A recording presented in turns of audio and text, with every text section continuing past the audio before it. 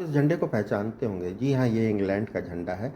ये भारत में स्थित एक परिसर में दो बंदर इसको लिए बैठे हुए हैं। यहाँ इस परिसर के ऊपर एक भारत का भी झंडा लगा हुआ है।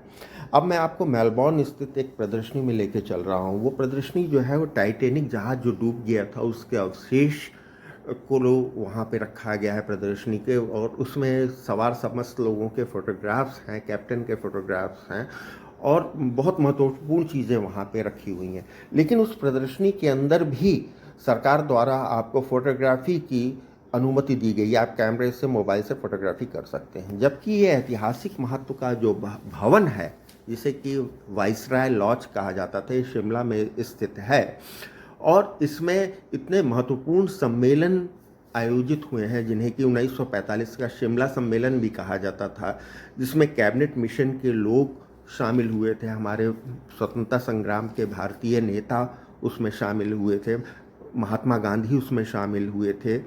1945 वाले में महात्मा गांधी शामिल हुए थे, लेकिन 1946 का जो आयोजन था, जो सम्मेलन था, उसमें महात्मा गांधी शिमला में तो मौजूद थे, लेकिन इस सम्मेलन में अंदर शामिल नहीं हुए थे।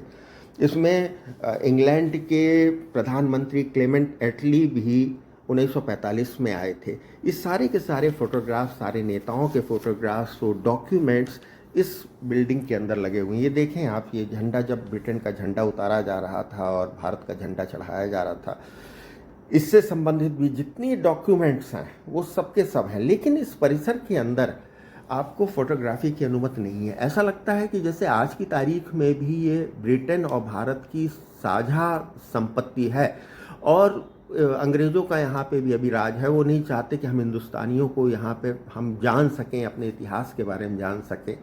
ये देखें, पंडित जवाहरलाल नेहरू उसी बिल्डिंग की खिड़की से नीचे उतर रहे थे। इतना अपार जनसमूह इकट्ठा हो गया था, और बारजे में खड़े होकर उन्होंने अपार जनसमूह को संबोधित किया था।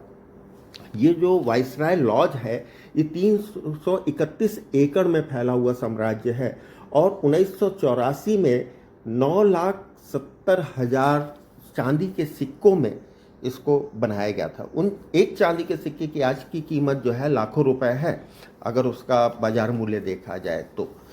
ये पंडित जवाहरलाल नेहरू स्वतंत्रता उसी सम्मेलन के आसपास की ये तस्वीरें हैं। इस सम्मेलन में भाग लेने के लिए जितने नेता गए थे उससे ज़्यादा हमारे भारतवासी वहाँ पे पहुँच गए थे, और पूरे के टाइम वहाँ पे उपस्थित थे। जब तक वो सम्मेलन चलते रहे, वहाँ बातचीत चलती रही, पूरा वहाँ पे हजारों लाखों की संख्या में भारतवासी इकट्ठे थे। ये देखिए, उसी के दरमियान ये जो कैबिनेट मिशन कहा गया था, कैबिनेट के लोग थे, वो चर्चा में उसी परिसर के अंदर भाग लेते हुए। इसी तरह की बहुत सारी महत्वपूर्ण तस्वीरें, महत्वपूर्ण डॉक्यूमेंट उसके अंदर लगे हुए हैं, लेकिन हम लोगों को वहाँ पे फोटोग्राफी की अनुमति नहीं है।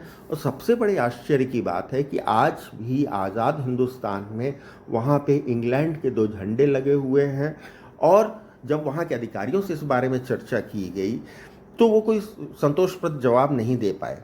इसी तरह से जब लाइब्रेरी वहाँ पे एक है, लाइब्रेरी के बारे में वहाँ पे अधिकारियों से चर्चा की गई कि हमें लाइब्रेरी में संपर्क करना है, जाना है, तो उन्होंने इतनी लंबी प्रक्रिया बता दी कि ऐसा लग रहा था कि जैसे कि बाहरी किसी अंग्रेज़ों का अभी भी यहाँ पे शासन है, और हम उसका उपयोग नहीं कर पाएंगे।